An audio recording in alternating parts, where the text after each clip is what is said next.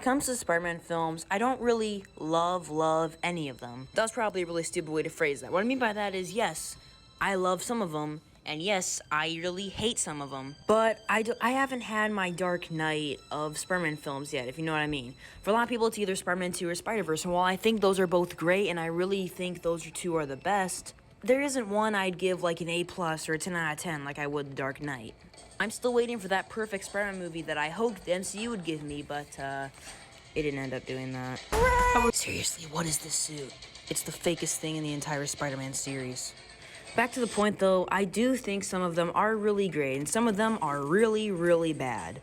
But again, I haven't had the perfect one, yet. I haven't really been like, oh my gosh, this is the best thing ever with any of them yet. But the one that I think captures that and does what I wanted every Spider-Man movie to do but hasn't yet is SpiderMan PS4 2018. This game takes everything that worked about the Raimi films, the Mark Webb films, and even the few things that worked about the MCU Spider-Man films, and blends it to make the perfect Spider-Man story. Seriously, someone please get this game made into a movie. You did it with the Lego Batman movie, so please just do that for this game, because this game, let me tell you, if this was a Spider-Man movie, it would not only be the best Spider-Man movie, but would be one of the best comic book films ever made. This story is so good. Now again, I love Spider-Man 2, and I also love The Amazing Spider-Man and Spider-Verse. But for me personally, I still thought there were issues with that film. They were minor, but the film was still great, but it wasn't perfect.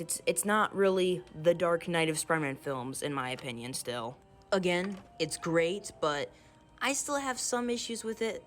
It's just, I need to keep reiterating that, because I feel like people are just going to misunderstand me. This game has nearly perfect everything.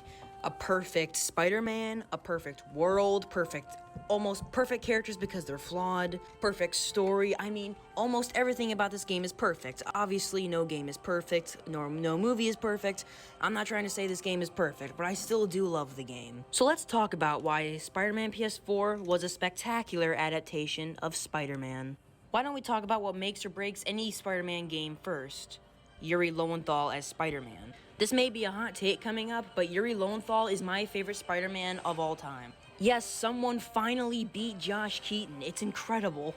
He was the perfect combination of all three Spider-Man, which I honestly thought to be the perfect Spider-Man, you only needed to be the perfect combination of Andrew Garfield and Tobey Maguire, but hey, he incorporated some of the Tom Holland stuff in there too, and it really worked. You could tell the people that wrote this character clearly had a lot of passion for the character of Spider-Man, and it really showed. He was a smart aleck, but had limits. He wouldn't, be cracking jokes when people's lives were, in danger, when people were literally about to die. He had limits for his jokes. He had his serious moments, he had his fun moments, and, he knew the right time to crack jokes and when not to crack jokes. He wasn't incompetent, he was smart. He was a much more experienced Spider-Man that I personally have been wanting on the big screen for a few years. There are also some really great scenes of him helping the little guy, much better than Tom Holland was. These scenes aren't just him saving them, it's him trying to help them. For the homeless lady, she advised her to go to the feast center. For Miles, he helped him to fight. It was such great scenes. And from a gameplay perspective, there's a bunch of suits you can use, and I really love that. I hate it when Spider-Man games restrict you to one or two suits. We should have the ability to choose a bunch of suits. So yeah, I really enjoyed swinging around in the classic suit or the Raimi suit. It was all a bunch of fun. Also, web swinging, ton of fun. The combat, a ton of fun. The stealth, a ton of fun. Let's go back to the character of Spider-Man now. As I said earlier, Yuri Lowanthal is basically the perfect Spider-Man come to life. He feels like a person, he's complex. The MCU made Spider-Man an overly simple character that was just a fun side character, nothing more. This version of Spider-Man is not a fun character or an overly serious character. Like a complex character, he has layers of fun, layers of seriousness, layers of all these other things. That's what makes him a complex character. And of course, the relatability.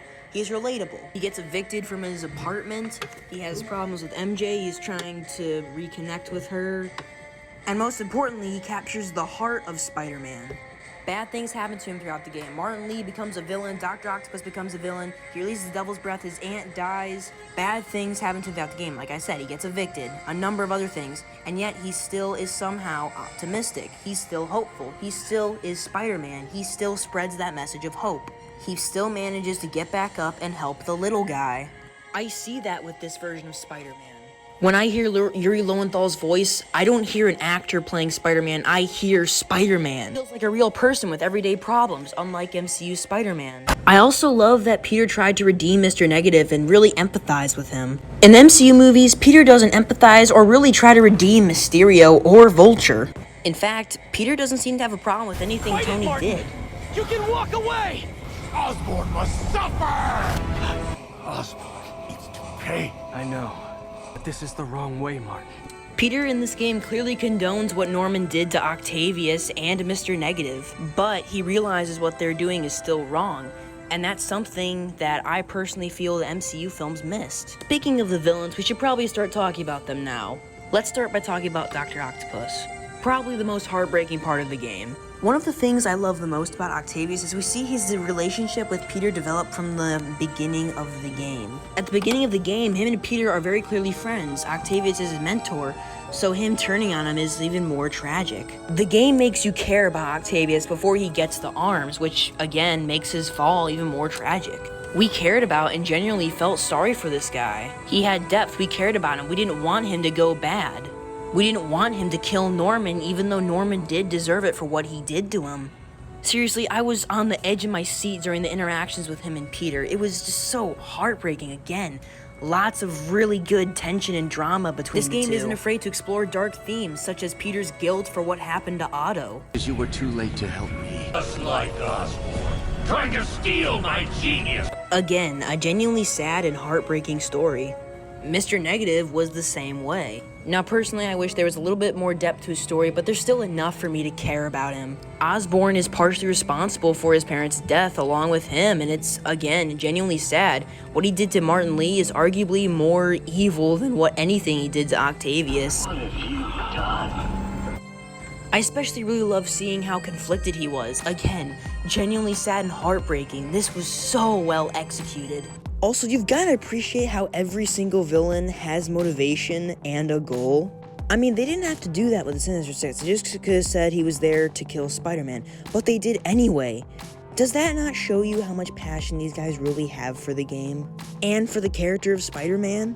One character that gets a lot of flack from this game is Mary Jane Watson, which actually kind of surprised me because I actually really liked her inclusion in the game. This, in my opinion, is how you adapt and change a character. The MCU chose to make Mary Jane a 100% completely different character. This game chooses to make her job different and give her an interesting arc, but keeps her general personality. MJ in this game has a really, really good arc. In this game, she says she's tired of being saved, tired of being the damsel in distress, and is just kind of trying to prove herself, trying to do the saving that she wishes she could do. It's really interesting perspective, especially from, her standpoint.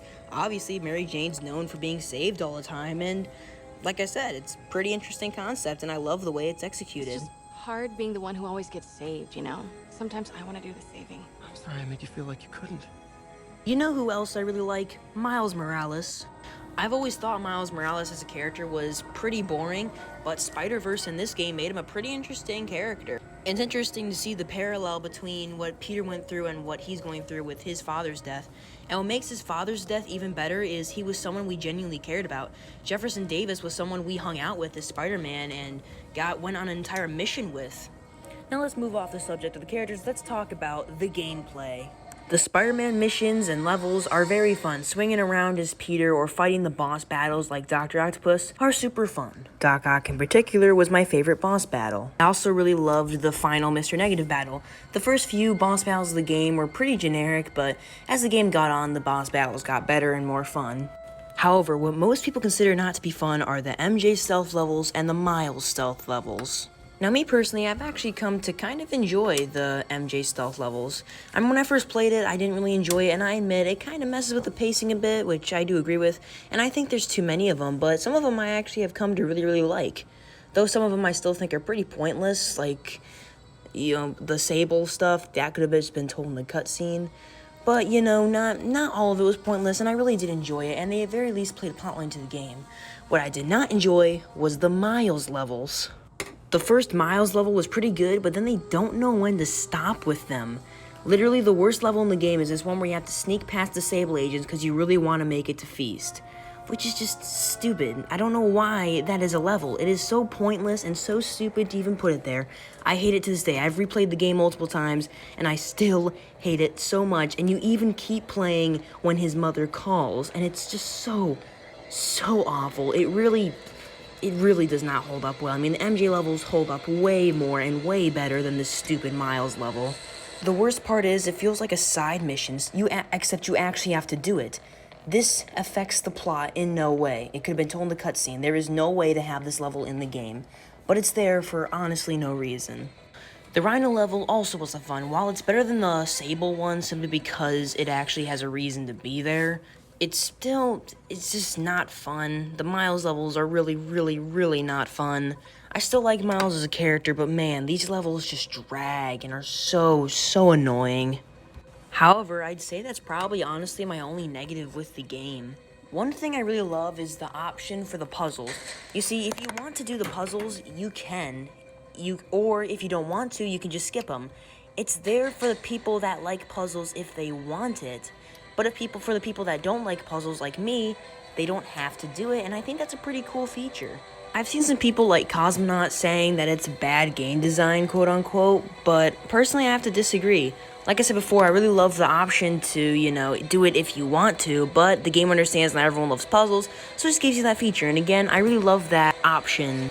Now I want to talk about creativity. This game is super creative from both a gameplay standpoint and a story standpoint. I mean, seriously, just check out these awesome ending credits.